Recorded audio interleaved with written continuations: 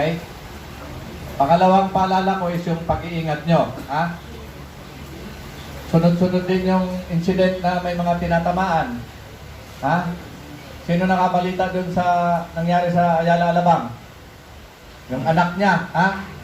Nagtitiyo sa blue tea, yung tatay niya na senior, nakaabang sa white tea, ha? Nagdakpok yung swing ng anak niya, putok yung bungo ng tatay niya.